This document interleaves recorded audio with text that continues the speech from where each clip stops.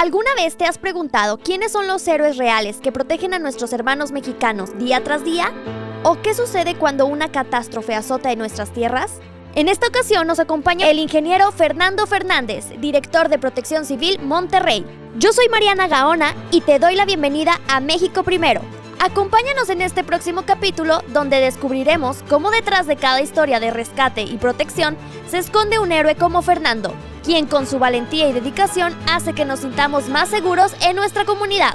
Bienvenidos a un capítulo más de México Primero Podcast. Hoy tenemos el honor de recibir a el ingeniero Fernando Fernández Flores, director de Protección Civil. Bienvenido, ¿cómo estás? Bien, muchas gracias, buenos días. Muchísimas gracias a ti por estar aquí, por aceptar nuestra invitación. Sabemos que pues tienen mucho trabajo y de verdad agradecemos mucho el que estés aquí. Gracias. Oye, quiero que nos platiques un poquito más sobre ti, de tus inicios, tu carrera, qué estudiaste. Pues bueno, yo estudié ingeniero industrial en sistemas y pues bueno, yo tengo dedicándome a los temas de seguridad desde que tenía cerca de 18, 19 años, ¿no? Empecé trabajando en una maquiladora en Ciénega de Flores y ahí tuve la oportunidad de ir creciendo un poco y aprendiendo sobre los temas de seguridad. Duré creo que unos 5 o 6 años trabajando en esa empresa. Después me hacen una invitación a una empresa privada que se dedica a la capacitación y consultoría, y ahí estuve cerca de 12 años, ¿no? Y en esos 12 años tuve mucho acercamiento con dependencias de respuesta a emergencia, bomberos, protecciones civiles, cuerpos de respuesta a emergencia, ¿no? Y ahí es donde empecé a hacer como el match con lo que ahora hago, ¿no? Ok, ¿y siempre tuviste como ese instinto de estar como en alerta o como ese gusto por lo que tú comentas que estuviste desde los 18 años con temas de seguridad? Sí, creo que sí, pero a lo mejor no lo había explotado mucho, ¿no? Con mis amigos de infancia o de la adolescencia, hacíamos juegos, ¿no? Que pensábamos que éramos policías o que éramos bomberos y jugábamos a eso, pero creo que nunca con la intención de querer llegar a hacerlo, ¿no? Siempre empezaba con un juego. Y cuando empiezo a trabajar en esa empresa, en Ciénega de Flores, parte de mis responsabilidades era poder colaborar con los grupos de brigadas de emergencia. Y entonces el acercarme a través de estas brigadas, que daban la respuesta a la emergencia dentro de esta empresa, fue lo que empezó a despertar ese interés en mí, ¿no? Aprender un poquito más, relacionarme un poco más. Y entonces es ahí donde empieza mi búsqueda por poder ser voluntario de alguna unidad de protección civil. La primera a la que me acerqué fue a Protección Civil Estatal y pues bueno, por algunos años no se dio la oportunidad. Cuando salgo de esa empresa y empiezo a trabajar en la empresa de capacitación y consultoría, tenemos el acercamiento con un grupo de Protección Civil del Estado de Nuevo León, y nosotros los llevamos a capacitar a Estados Unidos, a un departamento de bomberos. Entonces el empezar a convivir con los elementos, con los rescatistas de Protección Civil Nuevo León, fue como poder abrir la puerta para yo poder empezar con el tema del voluntariado ahí con ellos. Ok, ¿y algún día te llegaste a imaginar estar en un puesto como el que tienes ahorita? La realidad no. En ese entonces yo estaba muy casado con el tema del voluntariado, ¿no? De poder hacer las cosas por voluntad, más que por un tema de obligación laboral, ¿no? Y pues bueno, tan es así que estuve cerca de como 15 o 16 años siendo voluntario para Protección Civil del Estado. Y pues bueno, era otra vez, ¿no? Lo que a veces no nos damos cuenta de lo que vamos jugando o lo que vamos diciendo, quizá en alguna parte del universo lo estamos decretando y llega a ser, ¿no? Entonces cuando estábamos con los amigos ahí como voluntarios, jugábamos, ¿no? Jugábamos en el tema de, bueno, cuando yo sea director y cuando yo sea esto, pero nunca lo imaginas, ¿no? O sea, no sabemos en qué momento van a llegar las oportunidades. Y pues bueno, hoy la realidad es que pues, estoy muy agradecido con eso, ¿no? Oye, pero qué importante de decretarlo, decirlo y que se cumpla. Sí. O sea, tú a lo mejor lo decías de que, sí, cuando yo sea, y no lo decías consciente. Exacto. Digo, hubo en ese lapso de cuando yo fui voluntario, tuve algunos ofrecimientos. Me invitaron a participar en algunos municipios para formar parte del equipo ya de trabajo. Por intereses personales en ese entonces, decidí no hacerlo, ¿no? No era el momento adecuado para mí, ni laboral, ni económicamente. Entonces, yo seguía con esa intención, ¿no? Y aparte me gustaba mucho, ¿no? Yo tengo, mis hermanos tienen sus hijos, y en ese entonces ellos eran niños, ahorita ya son adultos, y también el que ellos pudieran al menos ver algo de alguien de la familia que lo podía hacer de manera desinteresada, al menos en la parte económica. Creo que también es ir dándole un poquito a la sociedad, decir, podemos contribuir con algo más, ¿no? Entonces, para mí era, pues digo, somos muy, muy cercanos en mi familia, y poderle dar eso a mis sobrinos, que lo pudieran observar, que lo pudieran ver.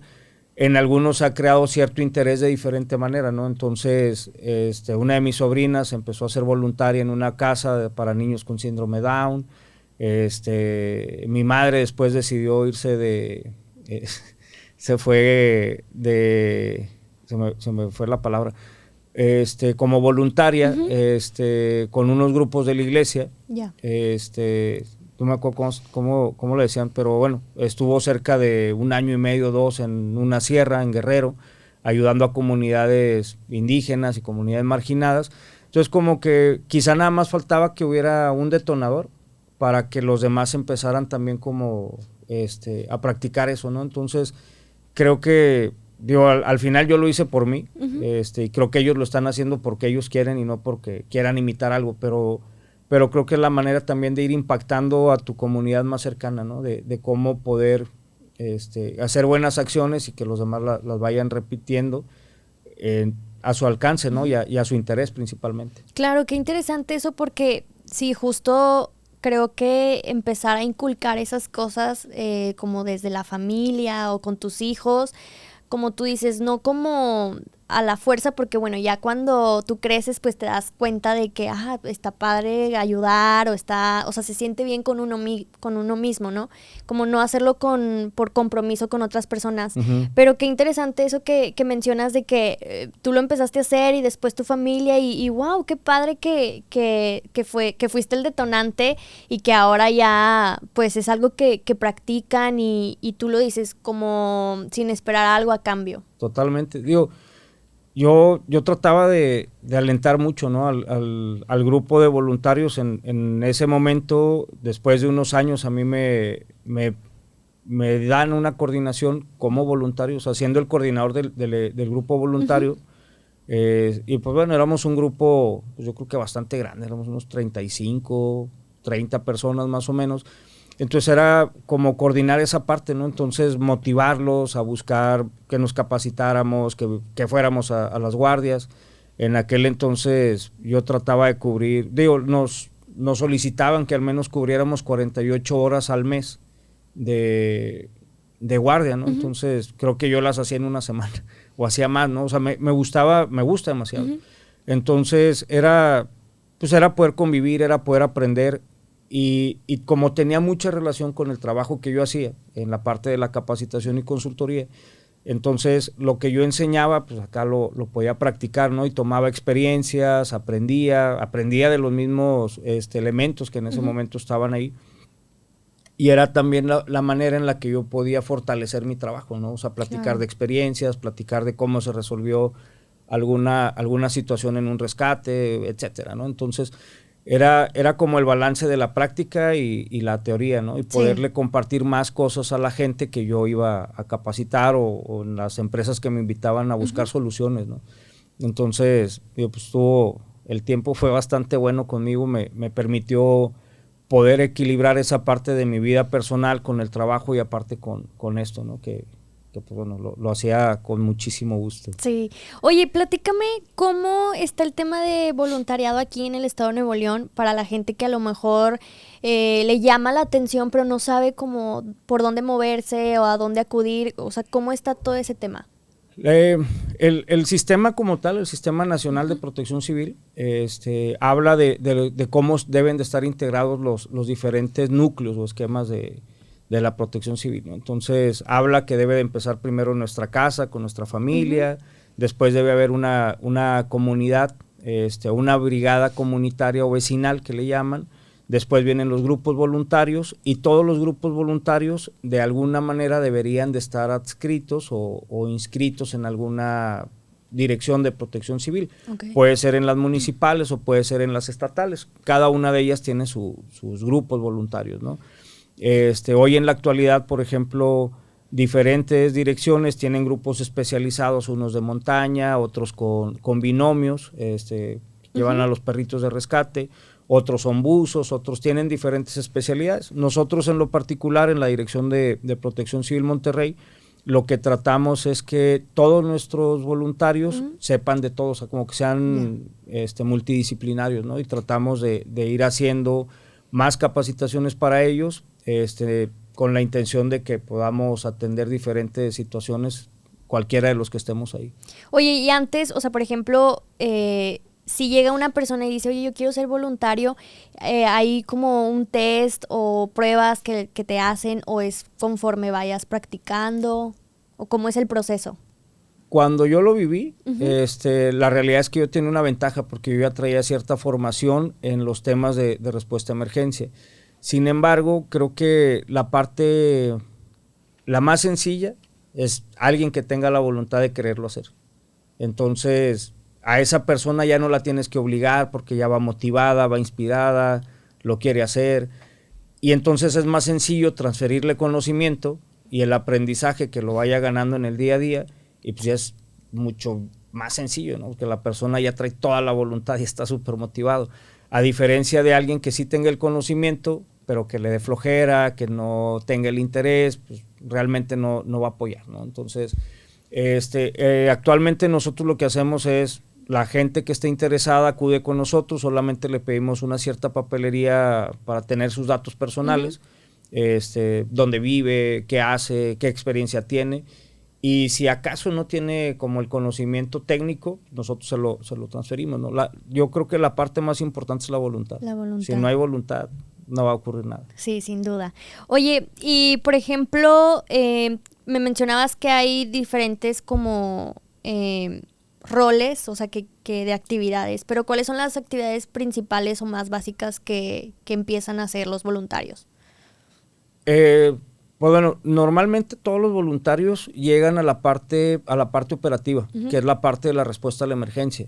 Sin embargo, hay algunos otros que tienen otras habilidades o otras capacidades, y entonces ellos dicen, sabes que a mí no me gusta esa parte, ¿no? Porque demanda mucha fuerza, demanda estar expuesto a ciertas situaciones que a lo mejor no les gusta, y entonces nosotros en la Dirección de Protección Civil Monterrey tenemos también la flexibilidad o la apertura. Por ejemplo, alguien que le guste la docencia, tenemos un área de capacitación y también pueden colaborar como voluntarios en la parte de capacitación, y entonces nos acompañan a escuelas, a jardines de niños, a las comunidades, hablando a las colonias, pues, y ahí es donde llevan a cabo pues, las capacitaciones. Entonces, la parte del voluntariado es realmente qué puedes hacer y qué quieres hacer, ¿no? Entonces, acá siempre va a haber una necesidad, sí.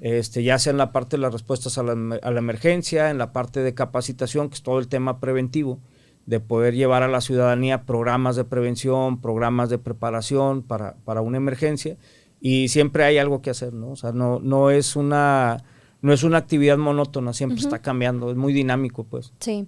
Tú comentaste que cuando estabas de voluntario lo combinabas con tu trabajo, pero tu trabajo estaba relacionado al mismo tema.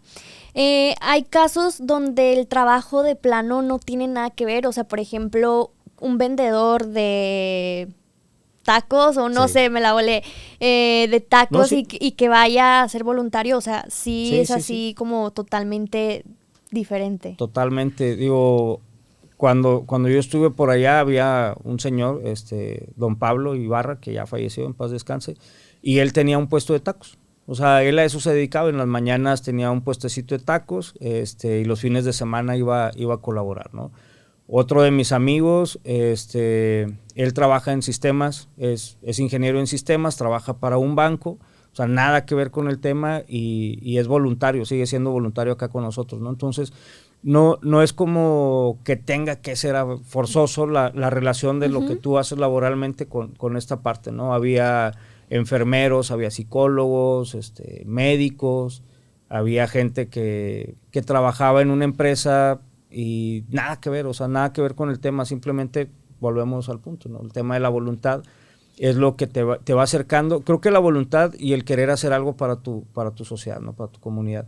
Al final creo que eso es la parte más importante. O sea, no importa qué hagas laboralmente, o qué hagas tú en tu vida personal, si, no tiene que estar relacionado forzosamente. Yo tuve la fortuna de poder hacer que mi trabajo estuviera relacionado con esto y la verdad es que hoy lo hago y estoy haciendo algo que me gusta muchísimo y pues que tengo la fortuna de trabajar en eso, ¿no? Entonces, pues sí, súper padre. ¿No?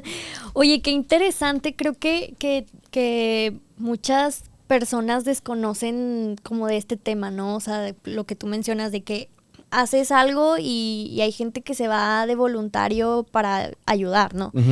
Que ese es el objetivo, ¿no? Pero ¿cómo afecta, o bueno, no cómo afecta, cómo lo manejan con su vida personal? Porque me comentas que son guardias y pues me imagino que también es un trabajo pues pesado. Sí, la parte pesada creo que es, o sea, muchas de las veces, y eso es quizá lo que no ve la gente, ¿no? Porque no es lo tangible, no es lo que ellos pueden apreciar. O sea, siempre detrás de cada una de las personas que estamos acá, siempre hay familia atrás, ¿no? O sea, papá, mamá, hermanos, hijos, esposos, esposas, etcétera, ¿no?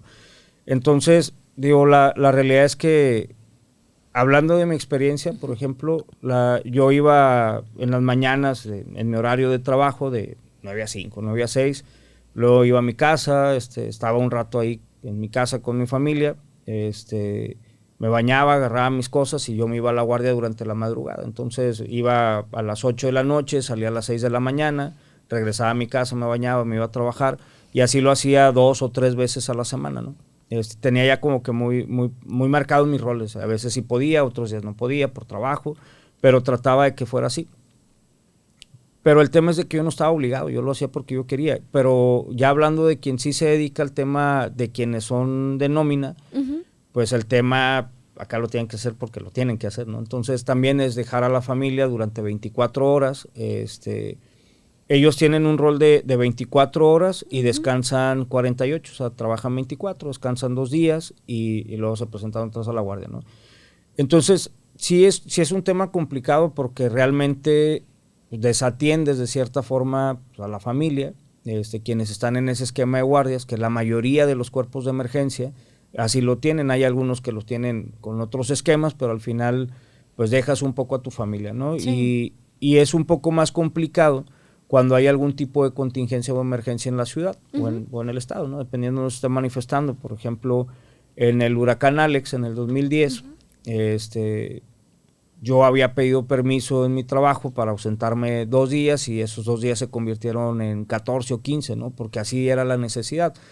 Además que todas las afectaciones que hubo en el área metropolitana, pues no teníamos trabajo, o sea, no había algo aquí ir a la oficina.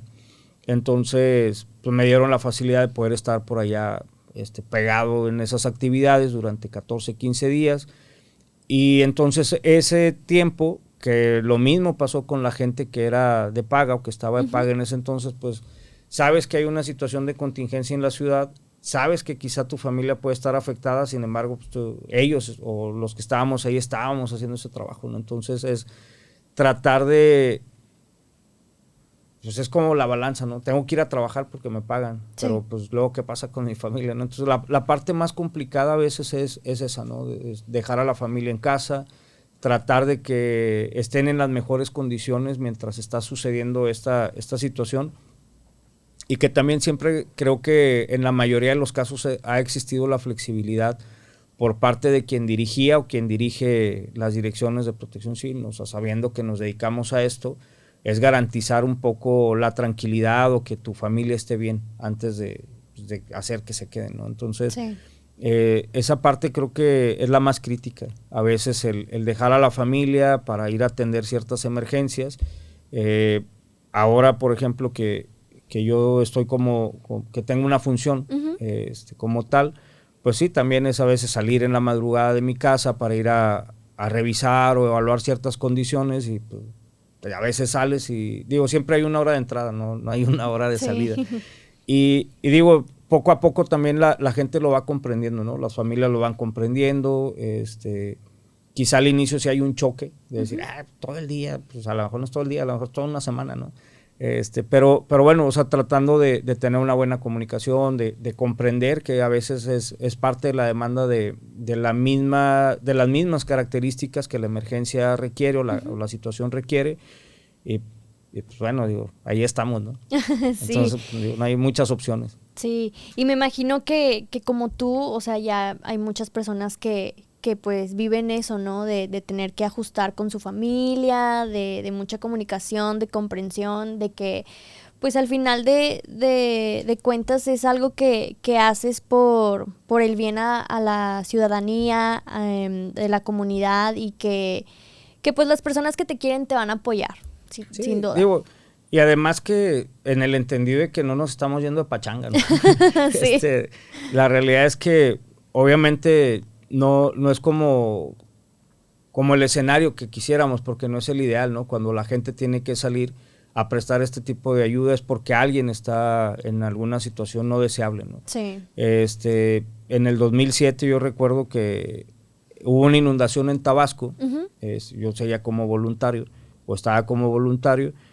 Yo estaba trabajando para una empresa en ese momento, o sea, prestándole el servicio pues a una empresa, y recibí una llamada y me dicen, oye, fíjate que está sucediendo algo en Tabasco, hay una inundación y queremos ver si nos puedes acompañar. Y ya, pues sí, bueno, no tengo problema, ahorita termino la chamba, aviso en la oficina, y pues era un jueves, algo así, entonces dije, pues el fin de semana, regresamos el domingo en la noche y listo, ¿no?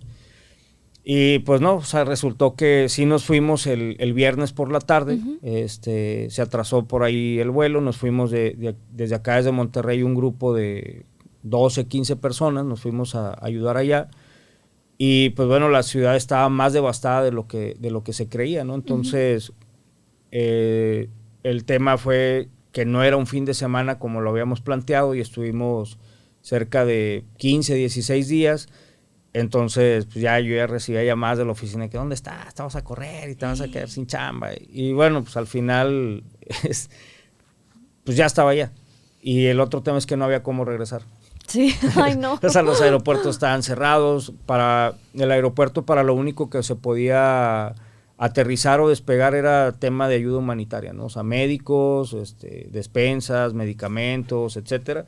Y no había otra cosa para la que se pudiera despegar, ¿no? Entonces, pues ya finalmente hablé a la oficina, y pues ya digo, me disculpé, y bueno, que digo, al final tenemos que también ser responsables de las consecuencias de las decisiones que tomemos, ¿no? Al final, pues regresé, todavía tenía trabajo, afortunadamente, pero sí con un tema de, oye, o sea, hay que priorizar el tema de la chamba, etcétera, ¿no? Pero bueno, creo que son experiencias que al final ahorita las podemos platicar como que una buena anécdota. Hicimos muchas cosas allá. En Tabasco hicimos muchísimas cosas, ayudamos a mucha gente.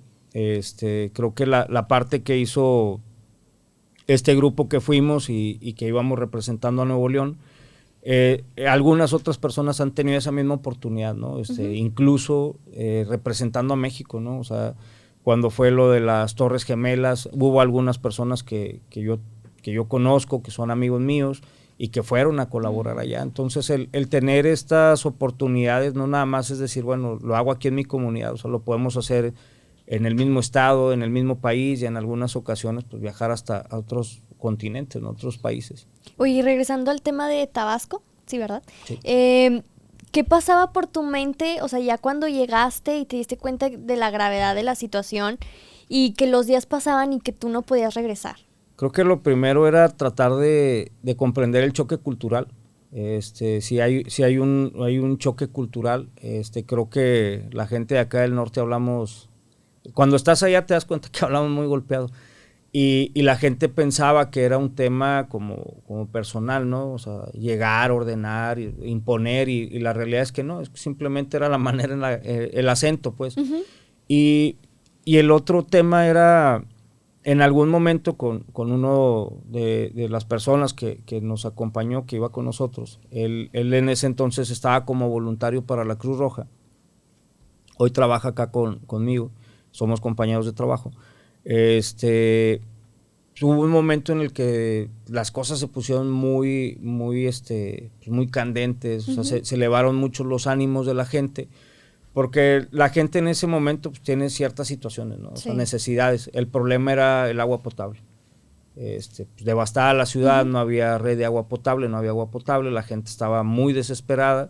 Entonces llegamos nosotros y pues, estábamos volando en un helicóptero de la Marina. Y empezamos a bajar los víveres, ¿no? O sea, despensas, comidas, y no les importaba tanto la comida, el tema era el agua, porque ya tenían como 3 días sin poder tener acceso al agua potable, ¿no? Entonces empezamos nosotros a organizar todos los víveres, entre esto el agua potable, y empezamos como que a tener amenazas, ¿no? De la gente, porque no se las brindábamos y lo único que queríamos era mantener un poco de orden para que alcanzara para todos, ¿no? O sea, sabiendo que había más. Sí. Entonces, lo primero que pensamos fue pues, que se hagan garras, ¿no? O sea, al final, digo, no podemos exponernos nosotros por tratar de ordenar algo. Al final, después de discusiones, de amenazas, gente con machetes, digo, pues, también gente ruda, ¿no? Por el tipo de comunidad donde estábamos asistiendo. Alguien le avisó al párroco de la comunidad y él fue como que el que puso el orden. Empezamos él nos ayudó. La realidad es que si él no hubiera llegado, a lo mejor la historia hubiera sido diferente. Pero él nos ayudó a coordinar un poco a la gente, a platicar con ellos. Y bueno, eso pasó en esa comunidad y después nos fuimos a otra y se iba repitiendo un poco más las escenas, ¿no? En algunos otros tenían necesidades diferentes porque había gente enferma. Y lo único que necesitaban era que se hiciera como los traslados. En algunos otros decían, yo no me puedo mover porque qué va a pasar con mi ganado, mis animales. Entonces, la realidad es que dejé de pensar un poco en las consecuencias de lo laboral y era como que empezar a aterrizar cómo podíamos ayudar a todas esas comunidades, ¿no? Entonces, a las 4:30, 5 de la mañana nos daban a nosotros un plan de vuelo porque la manera en cómo podíamos llegar a la gente era volando por helicóptero. Entonces se hicieron los diferentes grupos, unos estaban en el tema de la organización de medicamentos, otros en el tema de los víveres, otros estábamos volando para llevarle a la comunidad o traer gente enferma y que pudiera ser canalizada a alguna institución médica. Entonces a las 4:30, 5 de la mañana nos entregaban los planes de vuelo con las comunidades que tenían identificadas, pero luego nos dábamos cuenta que en el trayecto del vuelo había comunidades que no estaban identificadas en el plan, en los programas del día, y entonces era tomar decisiones de decir, pues ya no vamos con la que está más alejada, pues aquí hay una, ¿no? Y había, no sé, 50, 20 familias, entonces era tratar de buscar dónde aterrizar porque totalmente era agua, ¿no? Entonces... escuchar un poco las necesidades de la gente, cambiar y tomar decisiones distintas, dejar alimento para alguien que no estaba considerado y que tenía quizá una semana sin comida, sin agua, sin comunicación. Y entonces como que dejas de realmente pensar en cosas como voy a tener trabajo, ¿no? Cuando regrese. Yo sabía que mi familia iba a estar bien, al menos en ese entonces todavía compartíamos mi madre y yo la casa, o bueno, vivía en su casa, pues. Entonces, toda esa parte te hace ser sensible a las necesidades y la situación que está viviendo la gente en ese momento, ¿no? Entonces, te das cuenta que a veces lo que nos preocupa a nosotros es lo más mínimo, ¿no? Viendo esa situación, obviamente, todo es relativo y todo va en una forma de cómo lo vamos viendo, pero el estar en ese momento allá, pues sí, cambió mucho mi óptica, ¿no? De cómo poder apreciar las cosas y darle el justo valor a las cosas, ¿no? Sí, sin duda.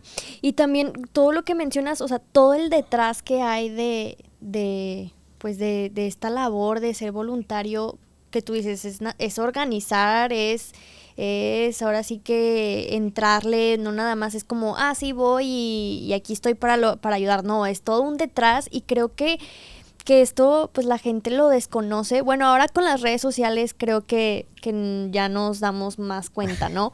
Pero, o sea, en mi caso pues no tenía como esa conciencia de todo el detrás que hay, ¿no? Uh-huh. Fíjate que es bien interesante porque algunos compañeros de nosotros de otras direcciones, del mismo esquema de gobierno, uh-huh, a veces no se dan cuenta de realmente lo que hacemos, ¿no? Y mucha gente dice, es que yo pensé que ustedes nada más rescataban perros.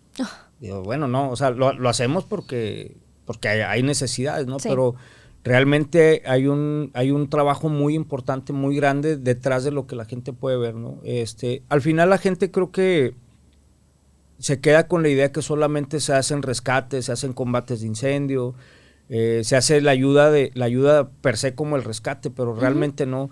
Y la parte fundamental de todo esto tendría que ser la parte de la prevención, que yo creo que así como nosotros en la Dirección de Protección Civil de la Ciudad de Monterrey, muchos uh-huh de los otros municipios, incluso el Estado, le apostamos mucho al tema preventivo y la manera de lograrlo es con la capacitación, con la cercanía con las comunidades, uh-huh, con la sociedad, y es la manera en la que realmente ahí también podemos sembrar esos granitos, ¿no? de arena. Por ejemplo, tuve la oportunidad de ir a un colegio, uh-huh, a hablar con niños de segundo año de primaria y hablar acerca de los fenómenos que podían amenazar nuestra ciudad. Entonces es muy, muy interesante llegar con niños de esa edad y que realmente ellos ya tengan conocimiento del tema porque sus profesores así se los estaban enseñando, sí, ¿no? Y solamente querían como que aterrizar un poquito más qué poder hacer, ¿no? Porque ya conocían de los incendios forestales, conocían de huracanes, uh-huh, conocían de las heladas, de diferentes temas, ¿no? Entonces, el estar platicando con niños que conocen del tema es realmente decir, bueno, pues hay algo importante que quizá esos 25, 30 niños, el día de mañana a lo mejor alguien va a tener el interés de sumar parte de este equipo, ¿no? Y al final es esa parte interesante de trabajar en la prevención, empezar a cambiar esa cultura, ¿no?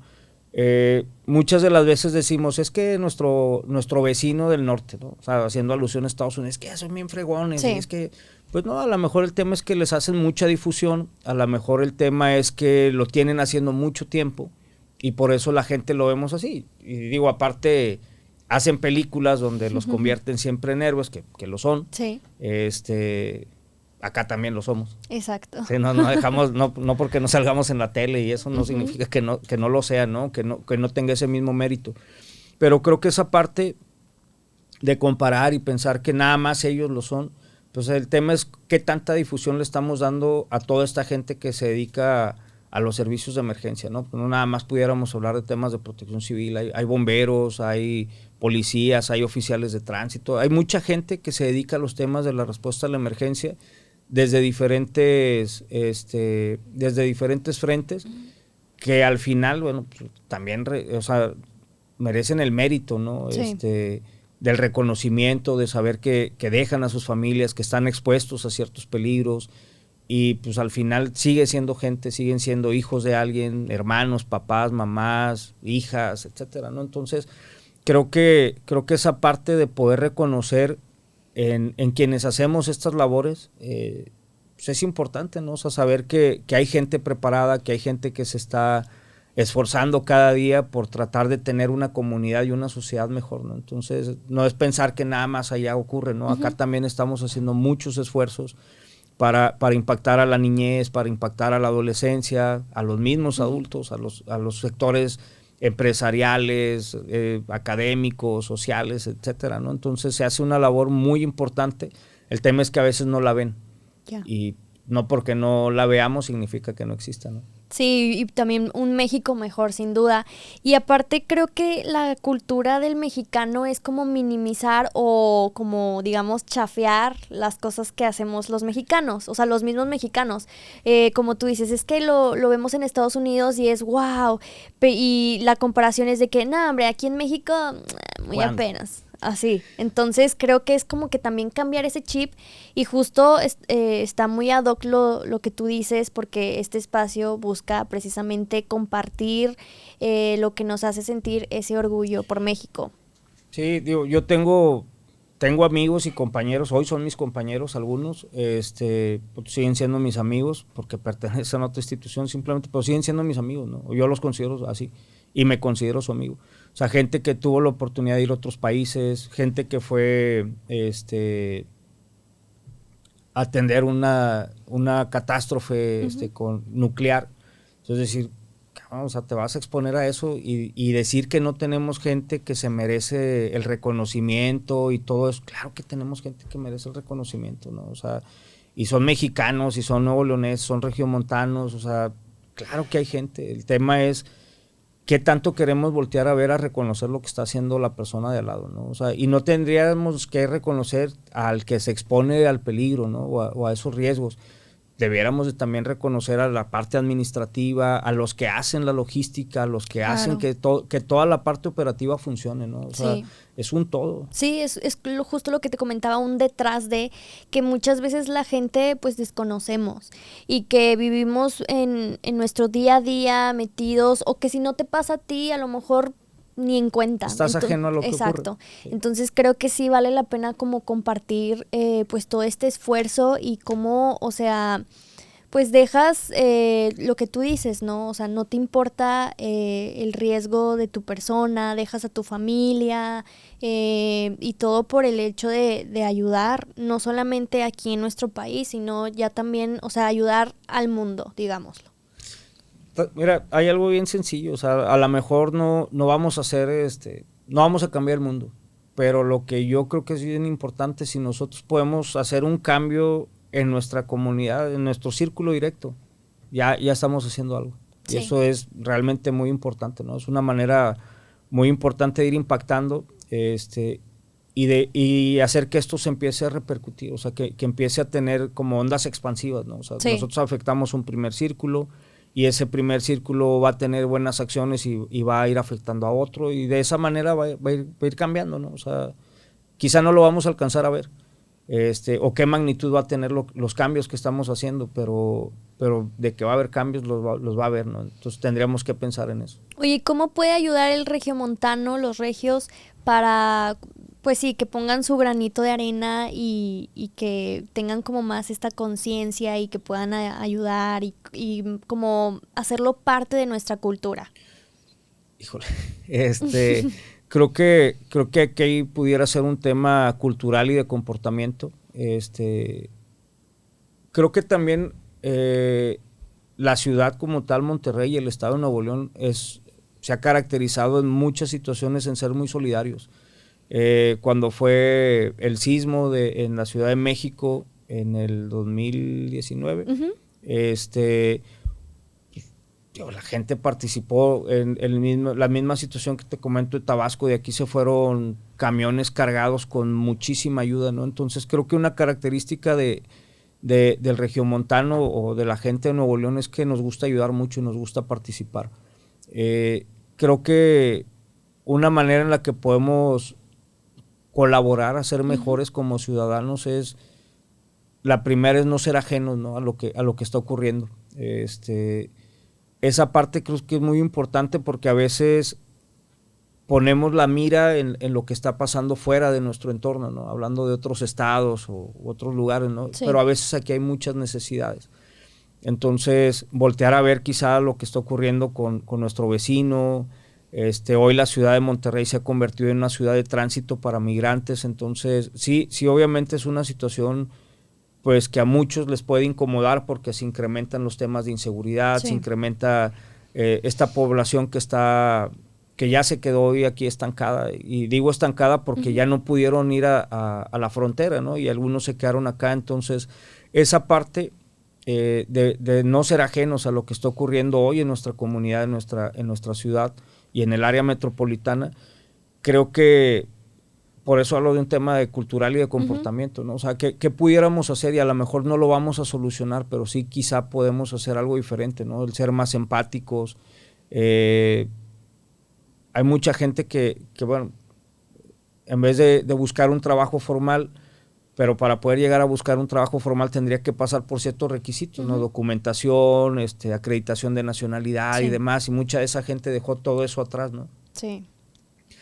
Entonces, simplemente yo creo que el poder ser más empáticos sería una muy buena solución. A veces hay, no conocemos al vecino de al lado, no sabemos ni cómo se llama, ¿no? O sea, en nuestras mismas casas, ¿no? Como que somos muy hacia nuestro interior, pero sí nos gusta también como ayudar y colaborar. Entonces, a veces simplemente relacionarnos con nuestra comunidad, saber qué necesidades hay, cómo podemos aportar, cómo podemos fortalecer ciertas carencias que puede existir ahí. Creo que sería la parte de empezar a que haga que ese engrane empiece a mover y después se potencializa, ¿no? O sea, sería la manera en cómo pudiéramos impactar quizá toda nuestra sociedad. Sí, porque creo que ahorita en general vivimos como enfocados en nuestro trabajo, a lo mejor mucho con la tecnología, el celular, las redes sociales, y no nos damos cuenta de lo que hay a nuestro alrededor. A lo mejor no necesitas irte a otra zona fuera de donde tú vives. A lo mejor, como tú dices, el vecino puede estar pasando por una situación y no nos damos cuenta. Entonces creo que, o más bien utilizar las redes sociales como para que sean una herramienta de ayudar, ¿no? No nada más como estar encerrados en esa burbuja. Sí, creo que esta parte de las redes sociales es una muy buena herramienta, depende cómo la queramos manejar. Porque al final, digo, hay mucha gente que cree todo lo que ahí se publica, ¿no? Entonces, hay a veces, en ocasiones, se puede confundir a la gente, se puede engañar a la gente, pero el tema yo creo que desde la parte de cómo poder colaborar, de cómo poder sumar esfuerzos, de cómo poder hacer una comunidad mejor, realmente, pues esa es una buenísima herramienta, ¿no? Creo que a nosotros nos ha ayudado mucho en los temas preventivos, porque podemos compartir campañas, spots o infografía que ayuda a la ciudadanía a cómo poder prevenir, y ellos también a su vez nos hacen llegar reportes, nos hacen llegar situaciones que a lo mejor no las desconocíamos y que las podemos atender apropiadamente, ¿no? Y en tiempo y forma. Entonces, sí es una muy buena herramienta. El tema es qué uso le queremos dar. Sí, es un arma de dos filos, digamos. Sí. Oye, ¿y si les ha tocado que les mandan mensaje y es una total mentira? Sí. O sea, ¿sí han hecho esa maldad, digamos? Sí, hay una estadística en la central de emergencias, en el C4, que es, el C4 es donde llegan todas las llamadas de auxilio, y desde ahí se canalizan a los diferentes servicios de emergencia, y tienen una estadística aproximadamente de entre el 75-80% de las llamadas son de broma o son falsas alarmas. Es muy ¿no? alto. Bastante alto, muy alto. Es un tema muy interesante que creo que vale la pena tocar. Sí, digo, al final hay historias que no son gratas, porque hay gente que ha sufrido lesiones, hay gente que quedó incapacitada permanentemente, derivado de una llamada de este tipo, ¿no? Y al final, digo, esos son los temas más graves, ¿no? O sea, la gente que sale afectada porque van pensando en que hay una necesidad para la ciudadanía, para algunas personas, y la unidad de emergencia fue impactada, fue chocada, o algo ocurrió con ellos y terminaron con un resultado lamentable, ¿no? Y el otro tema, pues, es el tema del recurso, ¿no? O sea, el recurso humano, que en algunos casos se vio afectado, el tema del recurso, hablando del bien material, que también se destina, y a lo mejor lo movimos al punto A cuando lo requeríamos en el punto B o C, ¿no? Entonces, digo, no nos alcanza así como que la mente para saber qué es lo que quieren, ¿no? Hace unos días hubo una llamada, quizá lo vieron en las noticias, en los medios de comunicación, donde hablaron diciendo que había una bomba en un hospital, ¿no? Sí. Un explosivo en un hospital. O sea, toda la gente que se canalizó para tratar de atender esa emergencia, y al final fue una falsa alarma, pero todo el recurso que se destina y que se puede dejar de destinar a una situación real, ¿no? Y bueno, el otro tema es también comprender que también a veces hay carencia de personal, ¿no? Sí. no está tan vasto, digo, habría que hacer un estudio de todas las diferentes dependencias, temas de rotación, temas de falta de interés para que sean contratadas las personas o que no pasan las pruebas necesarias para poder ser reclutados, pero al final lo que sí sabemos es que no alcanza la gente que estamos destinados a esta labor como para poder darle toda la atención a la ciudad, ¿no? A la gente. Entonces, el ser partícipes o el que nos involucren en este tipo de llamadas, pues la realidad es que sí. Sí, afecta muchísimo. Totalmente, ¿no? Oye, y creo que para prevenir esto volvemos a lo mismo, es parte de la cultura, ¿no? Totalmente. De crear conciencia de que son temas muy delicados y con eso, pues con ese tipo de cosas no se juega. Fíjate que en meses también pasados hubo una noticia donde la policía, la ministerial, hizo una investigación y encontraron una persona que en repetidas ocasiones hacía este tipo de llamadas y pues bueno, hoy está pagando una pena, ¿no? Que bueno, también esa parte es importante, saber que si somos sorprendidos o que si lo hacemos, también podemos ser castigados, ¿no? Sí, tiene sus consecuencias. Sí, totalmente, y hay una pena, ¿no? O sea, que se paga con cárcel. Entonces, digo, el tema no es como decir, te vamos a castigar, el tema es no lo hagan. Sí. No lo hagan porque hay un movimiento de muchísima gente, hay un movimiento de unidades desplazándose, que no nada más es el tema del desplazamiento de la unidad, o sea, son los demás conductores que están alrededor, que pueden llegar a ser afectados, que los podemos incomodar en algunas situaciones, porque sí pues al final es como una incomodidad, ¿no? Sí. Pero que sepan que estamos en el tema de una respuesta a una emergencia.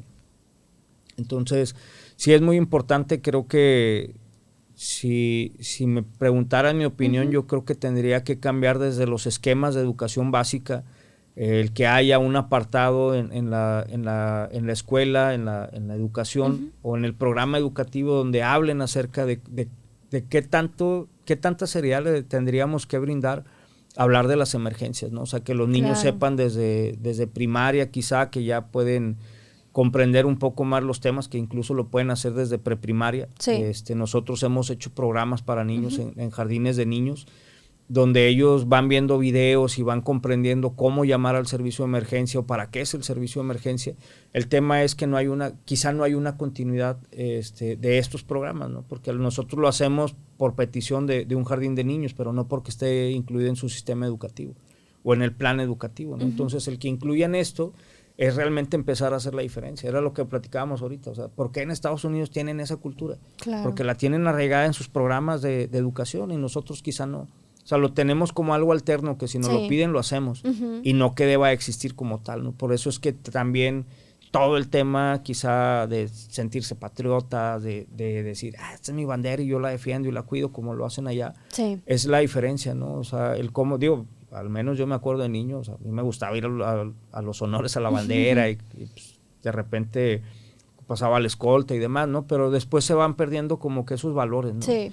De realmente de nuestra identidad como mexicano, que tenemos muchísimos, ¿no? O sea, nuestras culturas, vas un poquito aquí en el noreste, ¿no? Decir, ¿y qué te identifica? Pues el farafara y el sombrero y las botas, pero luego vas a Guadalajara o a esa parte del occidente y pues son los charros, o vas a otro lado y son otras culturas como la maya, etcétera, ¿no? O sea, tenemos yo creo que mucha diversidad que nos puede identificar.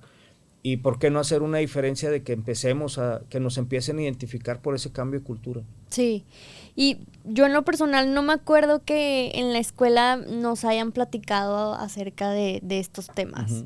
O creo que también volvemos a lo mismo, la misma cultura es como, ay, qué flojera, ay, no sé, o sea, creo que son temas importantes que se deben de incluir en estos sistemas educativos, sin duda. Totalmente, yo creo que, existen muchos manuales, porque sí los hay, el gobierno los ha creado, el gobierno estatal, el municipal, que hablan de temas de seguridad para la escuela. El tema es que lo manejan como un manual y no es como decir, bueno, vamos a destinar tantas horas para que los niños y las niñas aprendan esto, ¿no? Y vamos a destinar tantas horas en la primaria para practicar simulacros. Sí. O vamos a destinar tantas horas en la secundaria o en la preparatoria para que materias optativas, o que le llaman de relleno, Sí. como que puedan aprender estos temas, ¿no? O sea, imagínate un niño que pueda aprender primeros auxilios. Sí.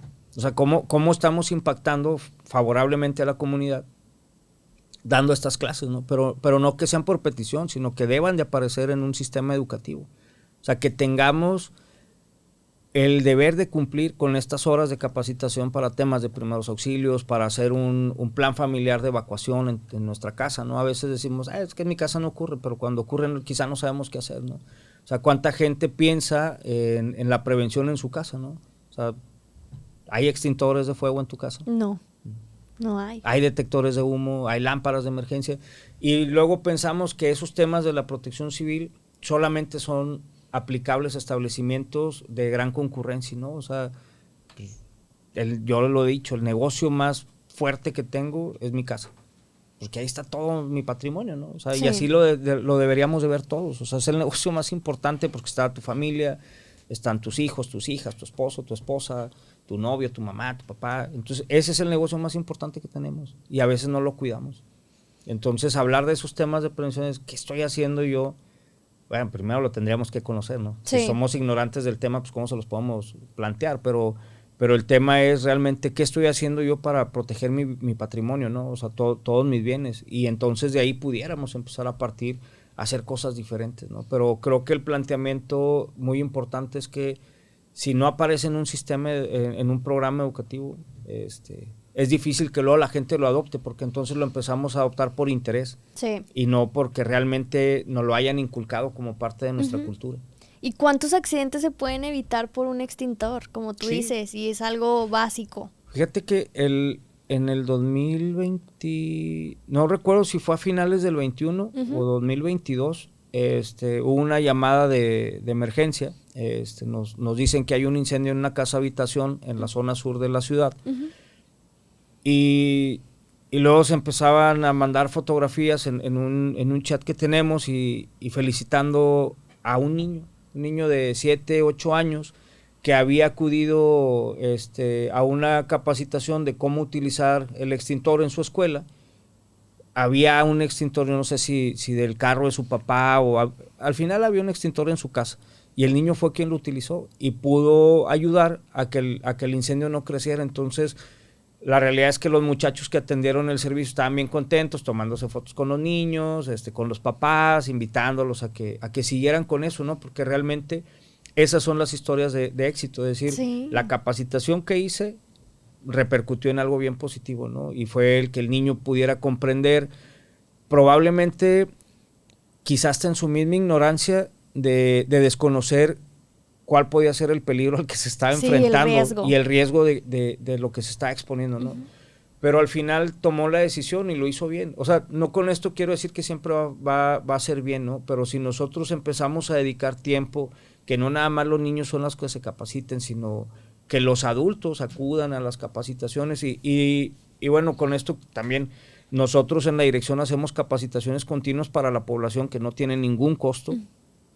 Lo hacemos cada semana, hay diferentes, hay un calendario donde al menos cada sábado es para la población en general, quien quiera acudir a esas capacitaciones. Hacemos un sábado de primeros auxilios, otro de temas de prevención de incendio y uso de extintores y es continuo, ¿no? Entonces, ¿por qué esperar a que alguien vaya a mi escuela y me capacite si también están los foros o están los lugares para poder ir y capacitarnos, ¿no? Entonces, el tema a través de las redes sociales, de la difusión, pero también es qué queremos nosotros ver en las redes sociales. Sí. O sea, qué estamos buscando para informarnos, ¿no? Porque sí, o sea, lo publicamos, lo compartimos, lo hacemos, pero al final yo como usuario de una red social, ¿qué es lo que yo quiero ver, no? Sí. O sea, ¿qué me interesa a mí?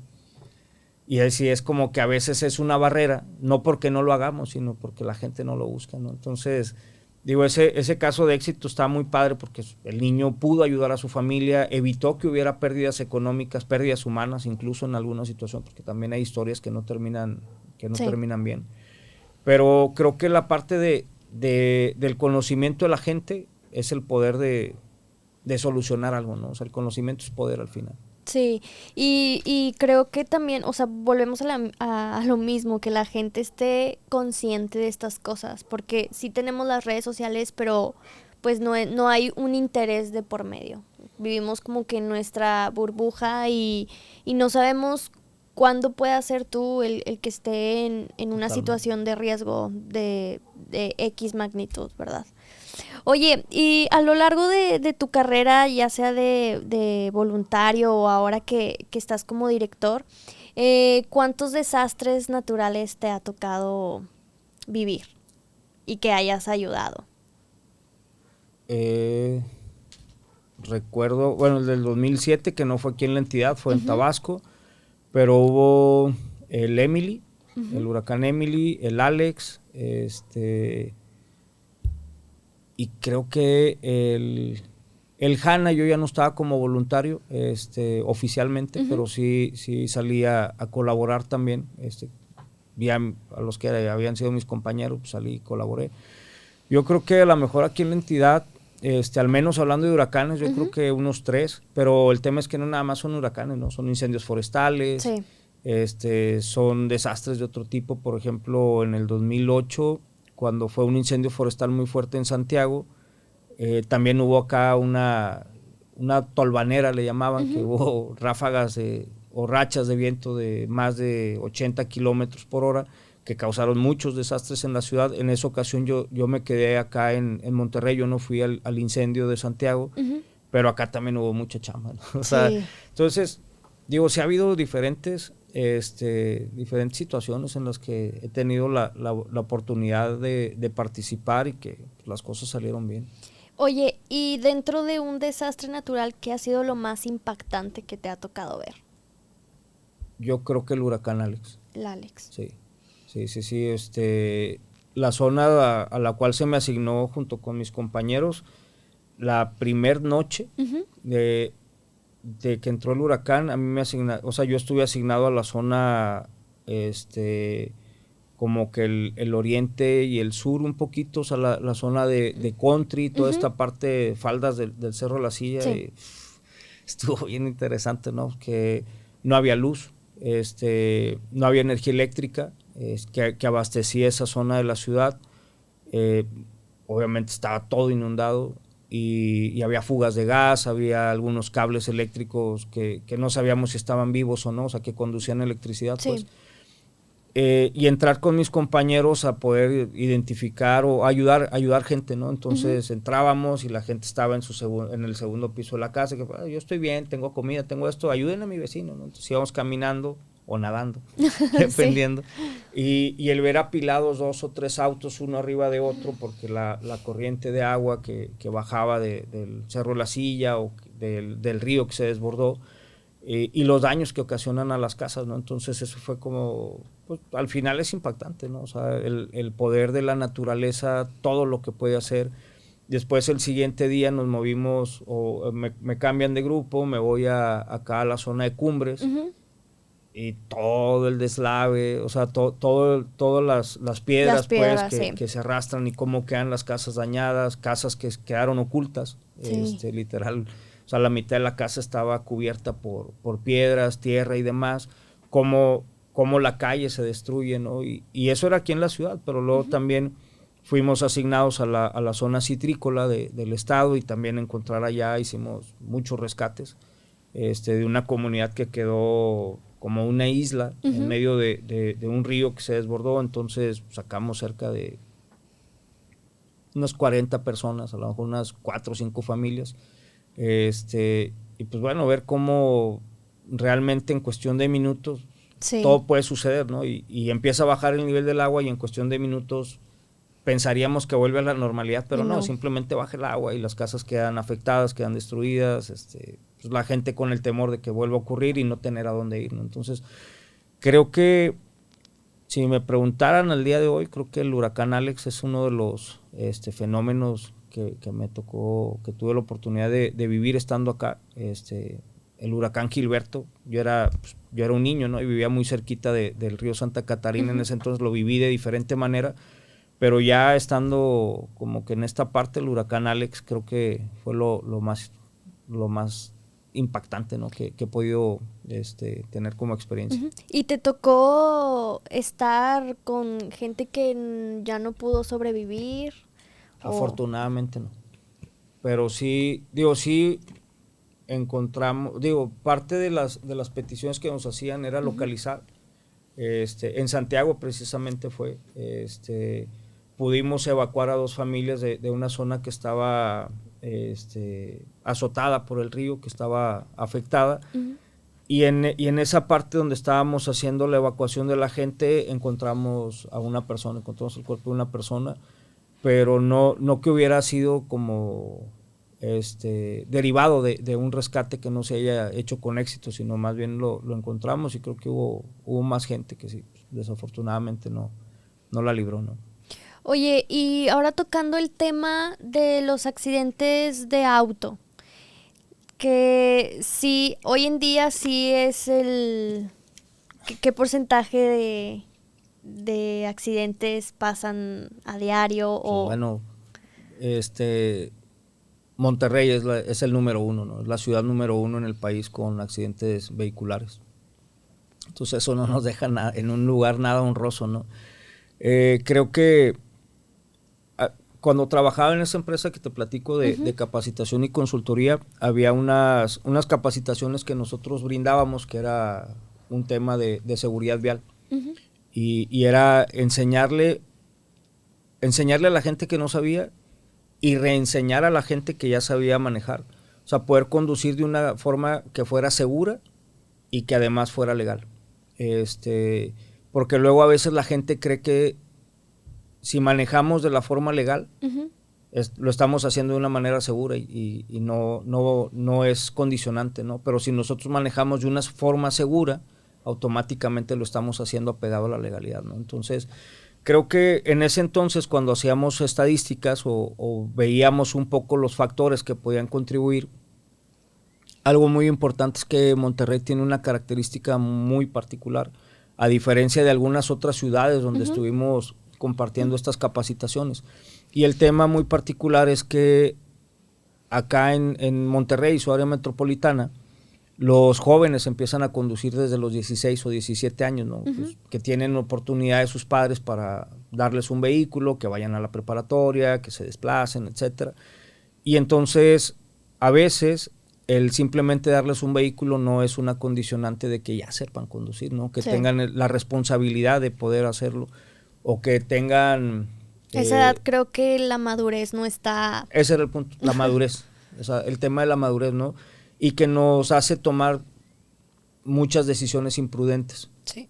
A veces por decisión propia y en algunas ocasiones también porque podemos ser afectados por nuestros acompañantes, ¿no? Gente de nuestra misma edad convierte la situación mucho más peligrosa, ¿no? Más riesgosa. Entonces, creo que ese es un tema. El otro tema es que Monterrey tiene un parque, o bueno, la ciudad y el área metropolitana tiene un parque vehicular que está rebasado para el tipo de ingeniería que hoy vivimos. Sí. Y no es como que sea de hoy, o sea, ese es un tema que viene desde muchos años atrás.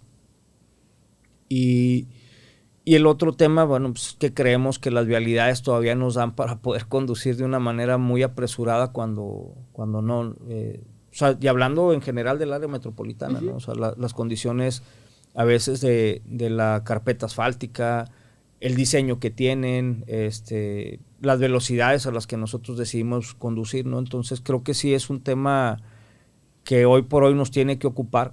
Hay muchas alternativas, hay muchas direcciones de tránsito, incluida la de Monterrey, que ofrecen talleres o capacitaciones específicamente para esto, ¿no? Y el tema es otra vez, o sea, ¿qué estamos buscando nosotros para poder ser mejores en algo, ¿no? Desafortunadamente creo que el tema de los accidentes viales es algo que va a adolecer y que adolece mucho al área metropolitana de Monterrey, y que pues bueno, las consecuencias pueden y son fatales, ¿no? Entonces, sí. O sea, igual tendría que haber un cambio cultural y de comportamiento, pero la gente lo primero que tendríamos que hacer es estar de acuerdo en cambiar eso, ¿no? En querer hacer algo diferente. ¿Mencionabas de la forma segura? ¿Cuál es la forma segura? Por ejemplo, si tú por ejemplo, si vas a Reynosa, tomas la autopista y hay señalamientos que te indican que la velocidad máxima es de 120 kilómetros por hora. Es un ejemplo que yo usaba mucho, ¿no? Pero si el día, por ejemplo, durante el día está lloviendo, está nublado, no necesariamente yo tendría que ir a 120 kilómetros por hora, pero apegado a la legalidad dice que si yo voy circulando a 110 kilómetros por hora, estoy dentro de lo que es legal, ¿no? Sí. Pero no es lo más seguro. Entonces, cuando enseñas a la gente a poder darle prioridad a los temas de seguridad, entonces la gente va a tomar ciertas condiciones de decir, bueno, voy a hacer una evaluación del riesgo en esa carretera y me doy cuenta que la lluvia, el que el día esté nublado, el que yo esté cansado, etcétera, las condiciones de mi vehículo no son para ir circulando a 110 kilómetros por hora, entonces tú bajas la velocidad a 60, 70, 80, que también no puedes ir a 30, ¿no? Porque se convierte en un lío, pero quizá no a los 110 o 120 que dice la carretera. Entonces, el manejar de una forma segura hace que también vayas conduciendo de una forma que sea legal. Entonces, temas como esos, ¿no? Por ejemplo, los temas de velocidad, cuánta distancia tengo que mantener entre un vehículo y otro. Entonces, hacerlo de esa forma, el conducir de una manera que sea segura, automáticamente te hace cumplir con lo que es legal, ¿no? O sea, el tema del celular. Mucha gente que pasamos muchas horas en el vehículo, pues vamos texteando, vamos escuchando audiolibros, vamos haciendo algo, pero simplemente el tema de tener el celular en la mano, es un tema de distracción y es un tema de inseguridad y que te hace ser ilegal a los reglamentos de tránsito, ¿no? Entonces, si nosotros decimos, bueno, pues conecto el celular o lo vinculo a través del Bluetooth y listo, me olvido de él y ya, que no me cause distracción. En algunas empresas, por políticas internas, digo, porque tuve oportunidad de conocer eso también en algunas empresas, la persona que conducía tenía que dejar su celular en la guantera del carro en vibrador para que no fuera un tema de distracción, ¿no? Es algo que nosotros no hacemos, como usuarios de un vehículo particular no lo hacemos. No. Y que probablemente si vemos que alguien lo hace, lo tachamos de exagerado.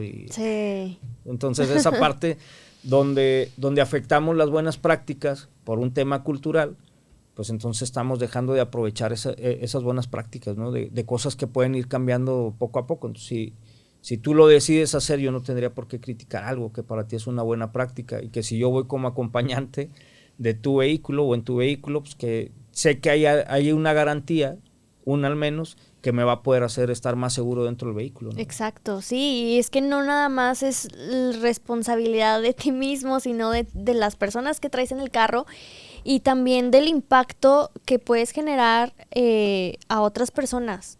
O sea, puedes provocar un accidente fatal y tú salir ileso, y la otra persona pues no. Sí, que eso era también, digo, ahorita que lo dices, era algo como uno de los temas que se veía en esas capacitaciones, ¿no? O sea, no se trata de que tú llegues ileso, se trata de que tú y los que están alrededor tuyo lleguen con bien a su destino, ¿no? Pues sería un acto muy egoísta. Sí. Y es de lo que hablábamos ahorita, ¿no? O sea, no ser ajeno a lo que está ocurriendo a un lado, ¿no? Entonces, si yo hice una maniobra que afectó al de al lado, pues, entonces no significa que soy un conductor seguro, ¿no? Que soy un buen conductor, porque yo ya propicié un accidente. Entonces, a veces creo que eso es lo que pasa acá. O sea, nos centramos tanto en nosotros mismos que el egoísmo hace que no pensemos en lo que puede repercutir en el que va adelante, en el que va atrás o a los lados, ¿no? Entonces, Actualmente en Monterrey los accidentes de carro por exceso de alcohol es un porcentaje alto.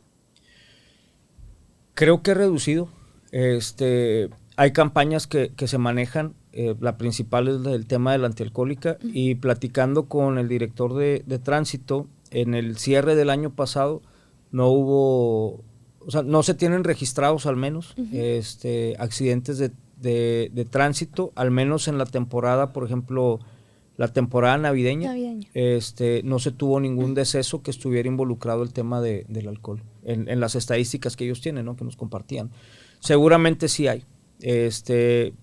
Creo que han bajado, y creo que a lo mejor la gente somos como que reactivas a las consecuencias, ¿no? Y el tema es que creo que ha bajado porque sabemos que están los operativos antialcohólicos, entonces hoy tenemos como más opciones, ¿no?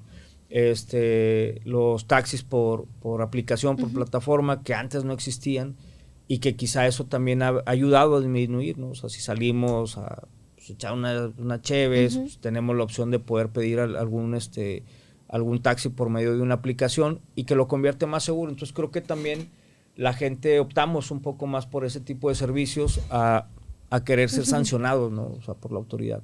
Oye, pero qué bueno que en temas de alcohol no, pero a lo mejor algo tan sencillo como el celular provoca accidentes fatales. Sí. O sea, creo que sí nos llevamos una estrellita por ese lado, pero sí debemos de tener más conciencia en otros temas. Sí, totalmente, ¿no? Y a veces la misma prisa con la que vivimos, ir atendiendo mensajes, ir atendiendo una lectura a veces del celular o a veces en papel, o querer hacer en ese momento diferentes tareas, al final va a haber una distracción que puede ser la diferencia, ¿no? Sí, y el hecho también de ir acelerado día con día, de se me hizo tarde y agarro el carro rápido y me voy, o sea, creo que lo más seguro es, ya vas tarde, vas a llegar tarde. Sí, o sea, sí, ¿para qué arriesgas tu vida? El acelerar o el ir 20, 30 kilómetros más a prisa, de velocidad me refiero, no va a ser la diferencia en 2 minutos, ¿no? Entonces lo mejor es,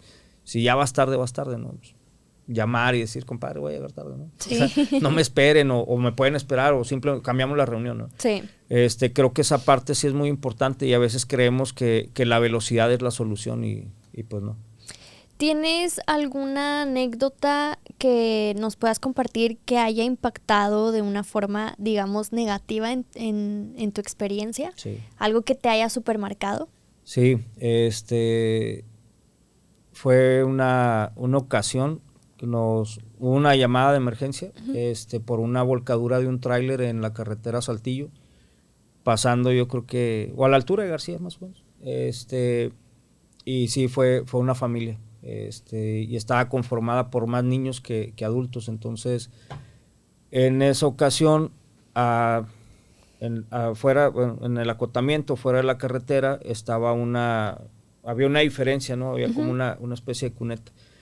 Y había unas familias que se les había descompuesto su vehículo, entonces para alguien más, les ayuda, pasa un tráiler por la carretera derramando diésel, venían los carros atrás, hubo carambolas y choques y demás, y bueno, viene un tráiler, pierde el control y en la pérdida del control se vuelca la carga y cae sobre la familia que está abajo, ¿no? Entonces los adultos estaban algunos lesiones menores y demás, pero cuando cuando empezamos a hacer la parte de la búsqueda del resto de los integrantes de la familia, había niños que estaban atrapados y otros que pues ya no pudimos hacer nada por ellos, ¿no? Creo que es así como que lo más impactante. Sí. Por el tema de los niños, ¿no? Sí. ¿Y cómo le haces como para no quedarte con eso que viviste o que te tocó ver? O sea, ¿cómo te desconectas? Fíjate que hay un tema muy importante que creo que se debe fortalecer en todos los servicios, en todas las personas que prestan servicios de emergencia, que es el poder tener alternativas, como de círculos, de simplemente platicarlo, ¿no? Entonces creo que en aquella ocasión quizá lo que me ayudó fue la adrenalina, en ese momento de querer hacer algo por la gente. Y después, ya que íbamos de regreso a la central, a la base, fue como el poderlo platicar porque no iba yo solo, no iba con más compañeros, el poderlo platicar con ellos y después acercarme con alguien a platicarlo, no con un profesional, porque sí, no fui con un profesional, pero simplemente el poderlo platicar y saber que no fue mi responsabilidad y que lo que ocurrió no iba a depender de mí, sino que dependía de lo que ahí sucedió. Pero creo que sí es un área que se tendría que fortalecer mucho en todos los servicios de emergencia, ¿no? O sea, sí. Hay gente que tiene muchos años dedicándose a esto. Hay gente que pasa muchas horas, muchos días, muchos años en el servicio de emergencias y que desafortunadamente las situaciones no siempre son con el éxito que deseamos, ¿no? Que esperamos. Y que quizá la cultura, otra vez el tema de la cultura, decir, pues aguántate y eres hombre. Sí. Pero pues no, o sea, llega un punto en el que quizá eso se va acumulando y quizá hay otros factores personales, laborales o externos que no sabemos en qué momento va a llegar el punto de quiebre, ¿no? Sí. Y pues sí tendría que, digo, debe de tener una atención. Nosotros empezamos a buscar capacitaciones que habla acerca de ayuda psicológica, ¿no? Primeros auxilios psicológicos se llama. Okay. O sea, es la capacitación que llevamos. Y si bien estaba muy focalizado para el tema de cómo poder ayudar a personas que tienen un intento de suicidio y que nosotros atendemos la respuesta, creo que al final fue una especie de catarsis donde nos dimos cuenta que había gente de nosotros que necesitaba algún tipo de ayuda, ¿no? Claro. Y bueno, se empezaron a abrir las opciones, los canales, y ha habido gente que ha optado por eso, ¿no? Hoy estamos próximos, en el siguiente mes vamos a tener una especie de brigada donde nos acercamos con la gente de salud del municipio de Monterrey, y nos van a ayudar también con esos temas, ¿no? Empezar a abrir el quitarle el estigma de querer platicar un problema que puede terminar en un punto de quiebre para una persona en la parte psicológica y emocional. No sabemos qué tanto impacto puede tener, ¿no? Entonces, Sí. El siguiente mes estamos preparando algo para nuestra gente, que sea de ayuda, ¿no? Porque no sabemos en qué momento, es como decimos en invierno, decimos que el gas es el enemigo silencioso, ¿no? Sí. Estos temas emocionales y psicológicos también no sabemos en qué momento se pueden combinar con otros factores, Sí. y que hagan que la persona se quiebre, ¿no? Entonces creo que no lo merecen, y no Sí. lo merecemos, ¿no? En general, o sea, Sí. cualquier persona no merecemos eso, ¿no? Tendría que ser poder identificar ese foco rojo para poderlo atender. Sí, desafortunadamente es un tema que ha ido en tendencia y que creo que ahora sí hemos estado como más activos o más conscientes de que son temas que se tienen que tocar y estar abiertos a este tipo de situaciones. ¿A ti en lo personal te ha tocado estar en una situación así? De tener que ayudar a alguien porque se quiere suicidar. No directamente. Sí hemos atendido ahora que yo estoy como titular acá. Sí hemos atendido varios, unos con éxito. Al menos pudiera recordar 4. Y en algunos otros colaboramos con algunos otros cuerpos de emergencia como la policía. La ventaja de policía es que es más gente. Obviamente hay más policías que rescatistas, ¿no? Entonces hay mayor presencia, entonces a veces ellos son los primeros que atienden ese tipo de emergencia y nosotros llegamos a colaborar, y en algunos otros casos nosotros llegamos primero y bueno, creo que en todos, en donde hemos tenido la participación han resultado con éxito. Y después de todo eso hay un acompañamiento para la persona, ¿no? Mucha gente lo desconoce porque dicen, lo subieron a la patrulla y se lo llevaron detenido. O sea, sí, lo suben a la patrulla porque ese es el medio de transporte adecuado, ¿no? Y no va a una celda, o sea, no va a una barandilla, o sea, va a un área de atención psicológica donde tiene una evaluación, y de ahí se tendría que dictaminar por un médico o por un psicólogo qué tipo de atención va a tener posterior. O sea, si hay un acompañamiento para esas personas que tienen estos intentos, ¿no? Sí. Oye, pues son muchos temas, o sea, no nada más es como los desastres naturales, los accidentes, son muchísimos temas y es algo muy amplio que la gente desconoce. Sinceramente, o sea, creo que no se tocan o lo dan por hecho de que, o sea, como cosas sencillas de que un incendio, pero no ven como el más allá, el detrás de... Hacemos muchísimas cosas, digo, para la ciudadanía hacemos análisis de riesgos, de sus casas, o colaboramos más bien, ¿no? Porque al final, por ejemplo, una casa que se incendia, ¿quién les puede decir si es habitable o no habitable, ¿no? Entonces nosotros hacemos algunas inspecciones, algunos análisis, que de ahí se pueden derivar ciertos estudios estructurales o eléctricos y demás. Y pues bueno, eso es también una forma de ayudar con la ciudadanía, ¿no?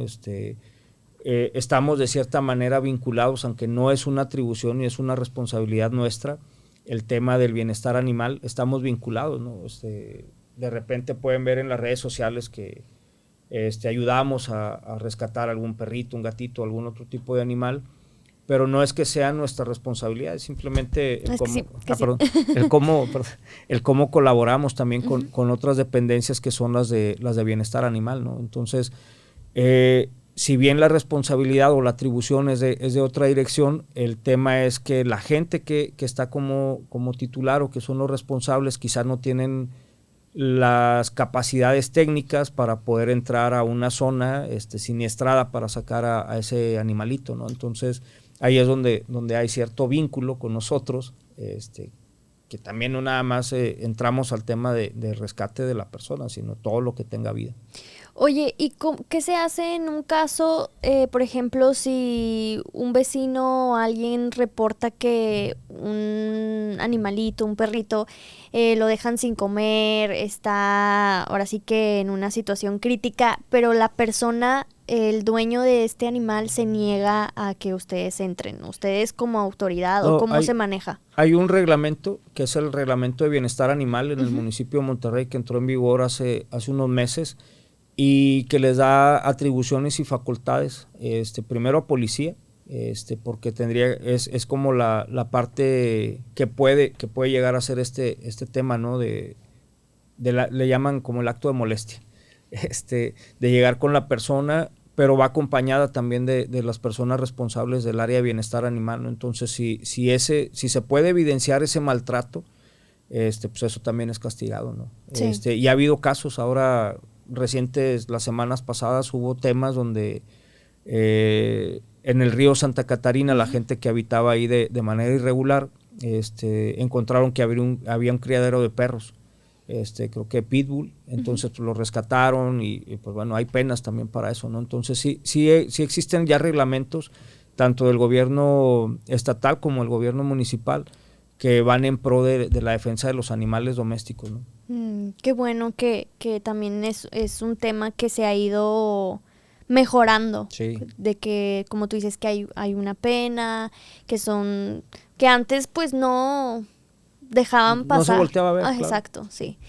Oye, ¿y cómo se prepara tu equipo para día a día? No sé si nos puedas platicar un poquito de eso. Pues... Y no sé cómo anden de tiempo. No, pues bien. Bien. Ellos llevan, bueno, muchos de ellos ya tienen muchos años en esto. Creo que somos una corporación que tiene muchos años de experiencia, hablando específicamente de su personal. Es un personal que si bien ha tenido cierta rotación, la gente que viene a colaborar suma años de experiencia, ¿no? Uh-huh. Que de una u otra manera habían estado o están relacionados en el medio. Y lo que nosotros hacemos, tenemos un plan de capacitación continua para ellos.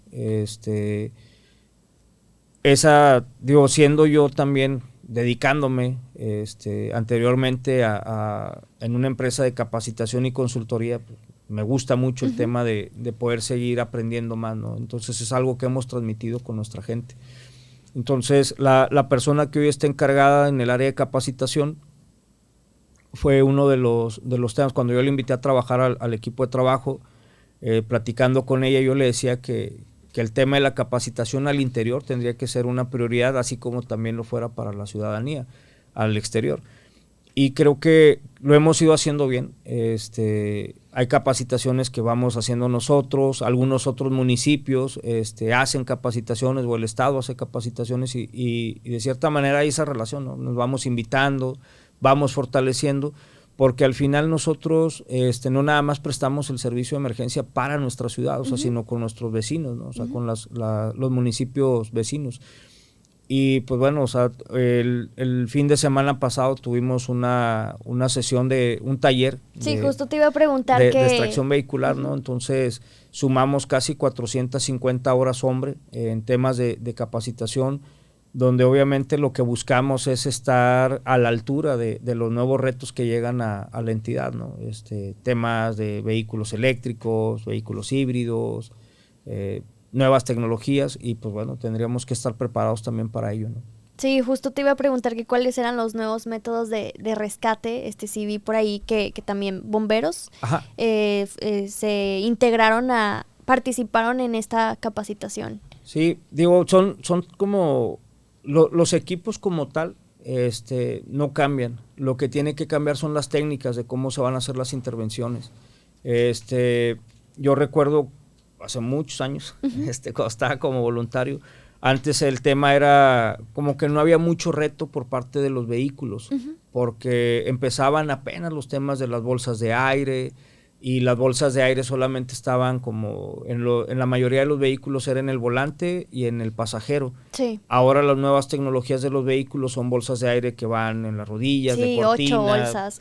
Totalmente, ¿no? Entonces, digo, eso es muy bueno porque al sí. final es protección para el tripulante, pero también hay una cierta exposición para quienes prestan los servicios de rescate, porque las bolsas de aire se activan con unas cápsulas que son unos detonantes. Algunos de ellos traen una carga de pólvora mezclados con nitrógeno que hace que se abra muy rápido la bolsa, ¿no? Entonces, una persona que haga un corte en un lugar que no es seguro puede traer consecuencias ya sea para la persona que está al interior o para él mismo, ¿no? Entonces, sí. El empezar a estudiar o empezar a reconocer la anatomía como tal del vehículo, de saber dónde debemos de cortar, dónde no cortar, sí. Dónde se tiene que intervenir, es primero para asegurar, o bueno, garantizar la seguridad de quien está prestando el rescate, pero también para quien está dentro del vehículo, ¿no?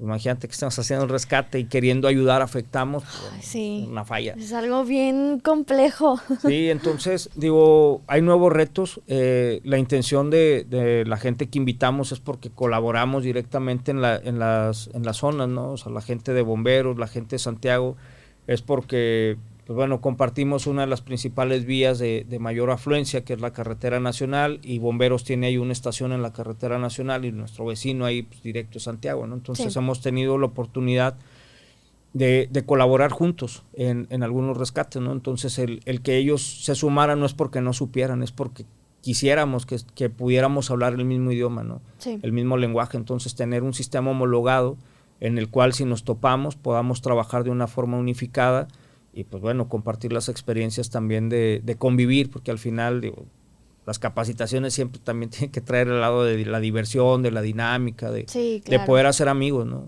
Así es como lo vemos nosotros. Entonces, todas estas oportunidades de capacitación para nuestra gente, de seguir aprendiendo, no nada más es en lo técnico, o sea, también es en la parte humana. Sí. Nosotros llevamos talleres de lenguaje de señas mexicanas, ¿no? Entonces, esa es parte también como de aportarle a la inclusión real, ¿no? Sí. Que llegue una persona sorda a nuestras instalaciones y que no tengamos la manera de cómo comunicarnos con ellos, pues entonces no estamos siendo inclusivos, ¿no? Sí. Entonces estamos dejando fuera un grupo de la comunidad y quizás requiere una atención por parte de nosotros, ¿no? Entonces, el personal administrativo es quienes ya sumaron cerca de 40 horas, creo, si no mal recuerdo, en una fase como, digamos, la introducción, porque sí es un reto. ¿Sí? Es un reto, digo, no quisiera usar la palabra compleja, porque realmente es de práctica, como todo, ¿no? Sí. Pero sí es un reto, tener la habilidad para las manos, para la comprensión de ciertas señas, sí. Aprenderte el abecedario, etcétera, ¿no? Pero al final creo que es un reto muy bueno, ¿no?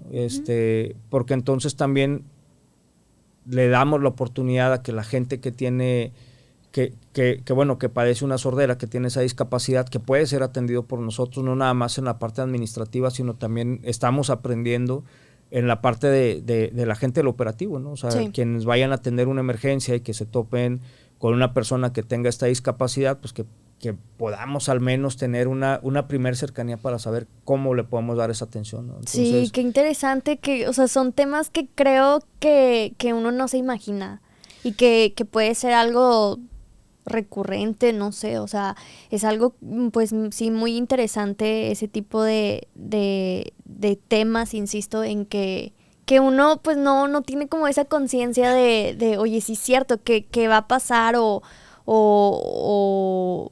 cómo reaccionar, porque pues es algo que no es, vaya, que no es común, ¿sabes?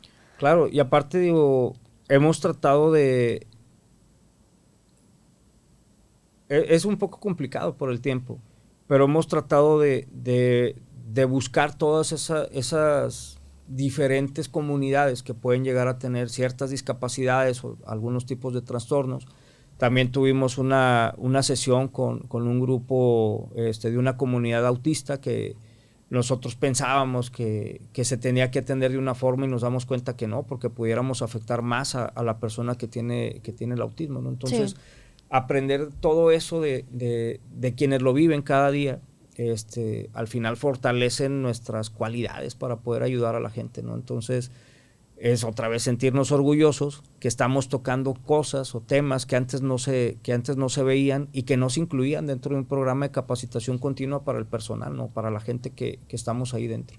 Sí, qué bonito y qué padre, o sea, todo esto que hace sentir orgullo, como tú dices, que son héroes y que muchas veces la gente pues no se da cuenta de todo el detrás de su labor tan importante. Sí, digo, pues qué te digo, porque pareciera como que narcisista, ¿no? Pero la realidad es que hay muchas cosas detrás, ¿no? Hay muchas cosas detrás de un policía, de un oficial de tránsito, de una persona que es de servicios públicos, que mantiene limpia la ciudad, que es un personal súper importante, gente de los cuerpos de bomberos, de emergencia, etcétera, ¿no? O sea, al final son personas que decidieron servir de esa manera, así como hay docentes que decidieron servir educando gente, gente como tú que pues, decide servir a la comunidad llevando este tipo de información, ¿no? Entonces, al final no nos debemos olvidar que somos personas, ¿no? Y que somos personas que formamos parte de una comunidad. Y eso yo se los he tratado de decir siempre a la gente.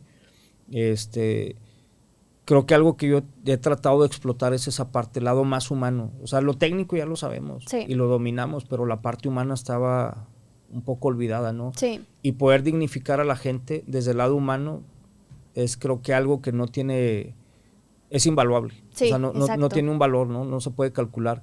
Y poder hacer sentir a la gente que está integrada en un círculo de trabajo donde lo que se valora es principalmente la persona, pues bueno, creo que esa es la parte más importante, ¿no? Sí. ¿Qué consejo le darías a alguien que esté interesado en seguir tus pasos? Creo que lo primero sería realmente prepararse mucho. Por ejemplo, la parte de dignificar, lo que decía ahorita. Cuando yo rechacé las oportunidades que me presentaron cuando era voluntario, era por el tema económico, ¿no? Entonces, creo que hoy, sin meterme en temas que no quisiera, o sea, como que dejar entre líneas, pero creo que este gobierno en el cual tengo la oportunidad de participar, es algo que sí ha marcado una diferencia, ¿no? El hacer ajustes salariales, el tener un mejor ingreso y mejores condiciones laborales, porque no nada más se trata del dinero, sino de las condiciones laborales, ¿no? O sea, la óptica de quien está al frente de la administración y quien colabora con él han tenido esa óptica. Creo que esa es la parte importante. Pero la parte donde yo digo que nos tenemos que preparar mucho es, y me lo dijo un colaborador que acaba, o sea, es de los más jóvenes, tiene 18, 19 años, y yo le decía, ¿y qué sigue? O sea, ya entraste con nosotros, ¿y qué sigue? Dice, estudiar. O sea, quiero hacer mi carrera porque lo que sí bien me lo dijo él, dice, rescates va a haber toda la vida. Sí. Porque se van a necesitar. El tema es que yo no sé si yo voy a tener las condiciones físicas para poder seguir estando en el rescate. Entonces me quedé así como que, cabrón. O sea, está bien interesante, ¿no? Sí. Porque, o sea, pues bueno, con lo que no podemos detener es el tiempo. Sí. Y la edad va sumando y va cobrando factura y en algún momento vamos a llegar en un punto en donde quizá ya no vamos a poder ser útiles en la parte práctica. Quizá todo el conocimiento lo vamos a poder transferir, lo vamos a poder aplicar de diferente manera. Pero el tema donde quizá derivado de un rescate yo tengo una lesión y entonces ¿qué sigue para mí? Sí. Entonces, si alguien está interesado, yo les diría lo primero es prepárense mucho, tengan una carrera, tengan siempre una alternativa. Y no con esto significa que no lo hagan, o sea, al contrario, háganlo. Pero siempre tener una alternativa de qué poder hacer si algo falla, ¿no? O sea, sí. Ahora sí realmente tener toda la parte de la previsión, la prevención, de decir, bueno, si el plan A no funcionó, tengo el plan B, ¿no? Pero Yo creo que la parte donde se disfruta mucho esto es el gusto, porque ya lo tienes, y el otro tener el conocimiento para poderlo llevar de una manera equilibrada, ¿no? Sí. Entonces yo creo que acercarse, prepararse, estudiar mucho, y con estudiar mucho me refiero a los temas que a la gente le gustaría, ¿no? O sea, los temas de incendios. A mí me gusta mucho el tema del combate de incendios, ¿no? O sea, hay dos temas que a mí me gustan muchísimo. Bueno, son tres en realidad. Uno es el del combate del incendio, que me gusta mucho. El otro es el tema de rescate en aguas rápidas. Uh-huh. Y otro es el tema de rescate utilizando mecanismos de cuerdas y sistemas, ¿no? Para poder trabajar en alturas o bien entrar a espacios confinados. Creo que son de los tres que más me gustan. Y entonces, si eso es lo que me gusta y en eso quiero ser especialista, pues enfocarnos en eso, ¿no? O sea, hay muchos talleres, hay muchas opciones de capacitación, pero siempre pensar en que eso puede ser una opción y tener siempre una alternativa, ¿no? Sí. En mi caso, yo tengo la fortuna pasé muchos años trabajando en una empresa de capacitación, entonces si de repente algo no resultara, pues tengo ese conocimiento, ¿no? Y tengo esa brecha, sí. Que ya exploté, que sé que al menos hago algo bien, ¿no? Que lo puedo hacer de cierta manera competitiva para poder también asegurar ingresos, ¿no? Entonces yo creo que eso sería una recomendación que yo le daría a la gente que le gustaría incursionar en esto. Lo primero es prepararse, porque también este tema es de mucho conocimiento para poder garantizar tu seguridad. Y no nada más la tuya, sino de tus compañeros. Sí. Que eso es algo bien importante que yo le comparto a la gente, ¿no? O sea, vas a entrar, éntrale. Pero asegúrate que quien esté atrás de ti también le sepa, porque si no estás entrando solo, ¿no? Entonces, sí, la parte del acompañamiento y la capacitación, el que sea en conjunto, un equipo, eso pues, realmente, digo, al final es garantía de que las cosas resulten con bien. Sí, es primordial. Y también que no, o sea, por este lado que tú dices de la monetización, pues que no sea un factor como de apagar sueños. O sea, totalmente. Si alguien, su sueño es ser bombero, pues como tú dices, que se prepare, que investigue y buscar la manera en la que pueda complementar sus sueños, a lo mejor con algo mientras, claro.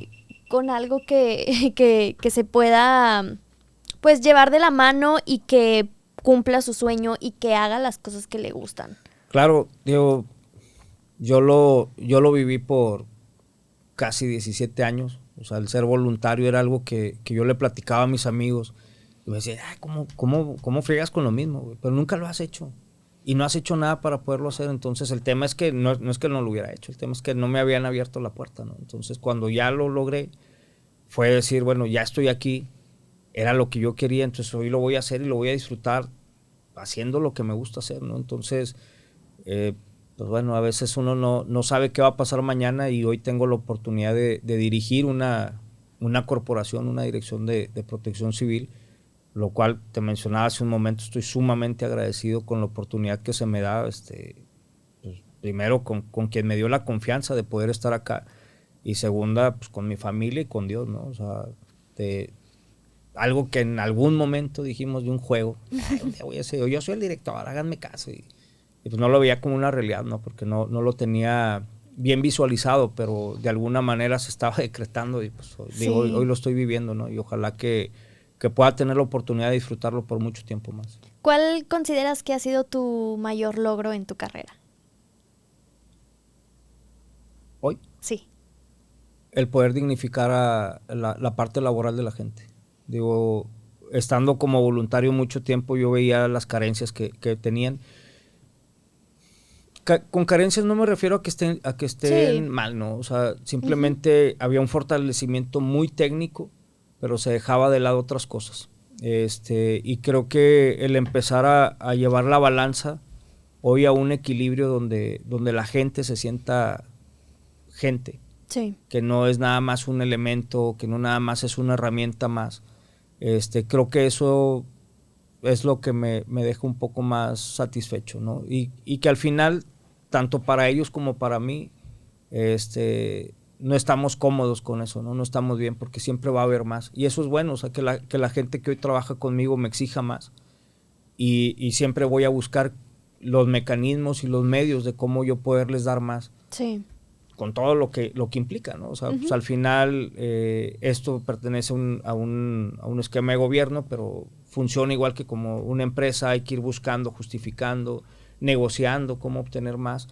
Y al final digo, pues yo quisiera que tuvieran todo, ¿no? Pero pues, como en todos lados hay ciertos topes, hay ciertas limitantes, hay ciertas situaciones que quizá no se van a poder negociar, pero dentro de lo que esté en mí, creo que eso sería uno de los logros, o sea, poder hacer que la gente se sienta integrada, que todos se sientan como parte de un mismo equipo, y que estén dignificados como personas. O sea, creo que esa es la parte más importante, y cuando yo hablé con mi equipo de trabajo, a quienes yo invité a colaborar y quienes ya estaban ahí, o sea, lo que les dije, eso tendría que ser fundamental y eso tendría que ser algo que pudiera marcar el que yo estuve ahí.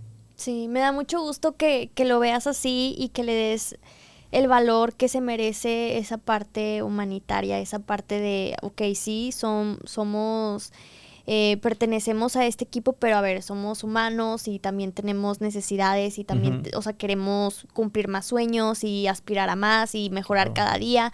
Y eso, trabajar en hacer mejoras, en hacer cambios, en lo que tú mencionas, ¿no?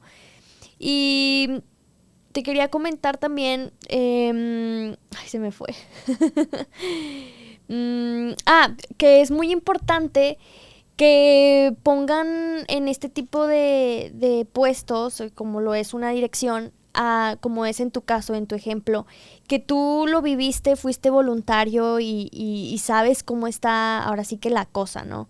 A diferencia de otras personas que llegan y lo ponen en este puesto sin, pues a lo mejor con toda la preparación, pero no con esta parte de la experiencia, de empatía, de ponerse en el lugar de las otras personas. Sí. Creo que eso es algo también muy valioso y sin duda si llegaste a esta dirección, pues es justo por eso. Sí, yo creo que quizá muchos de los que hoy están al frente de alguna corporación han tenido quizá algunas características similares a las que hoy yo te platico, ¿no? De lo que pasó conmigo. Sin embargo, también sabemos de otros que quizá tienen una preparación muy administrativa, pero quizá la parte operacional la pueden desconocer o viceversa, ¿no?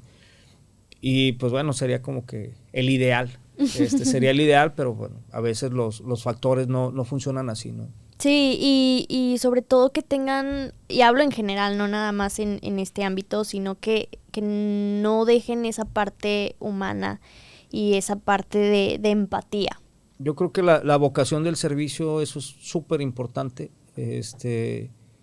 comprender que nuestras actividades impactan directamente a la gente, a la población, ¿no? Entonces pueden tener un impacto positivo o negativo dependiendo cómo lo estemos adoptando nosotros, ¿no? Entonces el tema del servir a la gente, el tema de la empatía, como que vas poniendo colores en toda una paleta que al final formas una armonía, ¿no? Sí. Entonces creo que esa parte es muy importante que tú lo acabas de decir, o sea, el ir sumando ciertas características personales. Luego se van sumando características de trabajo en equipo, luego se van sumando características de toda una administración y empieza desde lo individual hasta lo colectivo, ¿no? De cómo podemos impactar de una manera favorable a nuestra comunidad. Fernando, no sé si quieras agregar algo más, un consejo, un tema del que quieras tocar, algo un mensaje que quieras dar. Pues digo, simplemente decirle a la gente que busque, quien tenga inquietud de qué puede hacer diferente en sus casas, en sus establecimientos, quienes sean dueños de negocio o emprendedores, quienes estén en un instituto académico o en un nivel académico, el que sea que requiera ayuda, pues que busque, ¿no? O sea, que se acerque con las direcciones de protección civil de su localidad. Nosotros específicamente en el municipio de Monterrey, pues buscamos, ¿no? Salimos a buscar, a veces no nos abren la puerta, porque piensan que vamos a hacer una inspección para sancionar y realmente no, o sea, lo que queremos es ir a ayudar, ¿no? Entonces, creo que el mensaje es hoy tendríamos que pensar más en el tema de la prevención, en la gestión integral del riesgo como tal, que así es como lo va marcando la tendencia de las leyes, hablar de la gestión del riesgo. y no ser reactivos, ¿no? Eso tendría al final un impacto sumamente positivo para todos quienes conformamos una comunidad, desde, lo mencionaba hace un momento, desde nuestra casa hasta pues, donde andemos, ¿no? Entonces, Protección Civil hace cosas muy buenas, muy buenas en la parte preventiva. Entonces, somos parte de un esquema gubernamental que la ciudadanía nos puede explotar mucho, ¿no? Tanto como sean las necesidades y también obviamente las capacidades que nosotros tengamos. Y no nada más en el tema de la respuesta a las emergencias, sino en toda la parte de la prevención, capacitaciones, orientaciones, planes, etcétera. Toda esa parte que nosotros podamos coadyuvar con la gente, pues digo, no sé de alguien que no quiera participar en eso, ¿no? Porque al final estamos aquí para la gente. Sí, y es para un bien común, es para el bien de la sociedad, como tú decías, aquí de forma local, pues Nuevo León, pero también para todo México. Sí, totalmente, ¿no? Y pues bueno, finalmente agradecerte el espacio y el tiempo. No, hombre, al contrario, muchas gracias a ti porque sé que andan muy ocupados. Gracias por compartirnos y por abrirnos las puertas a tu vida, a tus experiencias, a tu trayectoria. La verdad, esta plática fue muy enriquecedora. No, al contrario, sí, sin duda. Para mí. ¿Cómo están en las redes sociales de Protección Civil? Así, tal cual. Sí, aparece en Facebook, creo que es Protección Civil Monterrey, y en Instagram como Protección Civil MTY. Ya. Sí, Okay, ahí nos pueden encontrar. Sí, para que la gente lo siga y estén al pendiente de todo lo que suben de lo que comentabas de los cursos, y pues también para que estén al pendiente pues por si pasa un accidente aquí. Sí, claro, digo, también informamos eso, ¿no? Informamos como nuestros calendarios de capacitación, si hay alguna intervención que pueda afectar a la comunidad en alguna vía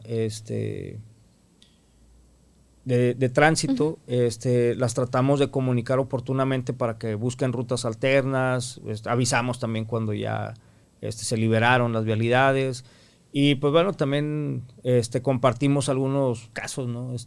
Temas de lo que vamos haciendo en el día a día, nuestras capacitaciones, las atenciones que damos a la ciudadanía. O sea, hay muchas cosas por ahí interesantes, ¿no? Sí. Y bueno, y también de ahí puede servir como vínculo, si alguien tiene interés en alguna otra dirección o secretaría buscando alguna respuesta o inquietud a sus necesidades, pues por ahí también pueden llegar a ellos, ¿no? Sí, que ahorita pues tenemos la facilidad de las redes sociales y pues la gente que esté interesada, que le llame la atención, pues que se acerquen, que manden un mensaje o que investiguen ahí con toda la información que ustedes comparten. De verdad, muchísimas gracias. No, al contrario. Apreciamos muchísimo toda tu labor y la labor de todo tu equipo y de todas las personas que pertenecen a esta... Se me fue la palabra. Sí, al sector de la protección civil. Exacto. Y pues nada, seguir trabajando para construir un mejor México, un México unido y más seguro. Totalmente. Muchísimas gracias y síganos en todas nuestras redes sociales de México Primero Podcast. Nos vemos en el siguiente capítulo. Gracias. Gracias. Si te gustó este capítulo, te invito a que veas más de nuestro contenido. Suscríbete y no olvides activar la campanita para que no te pierdas ningún capítulo de tu podcast favorito, México Primero. Suscríbete.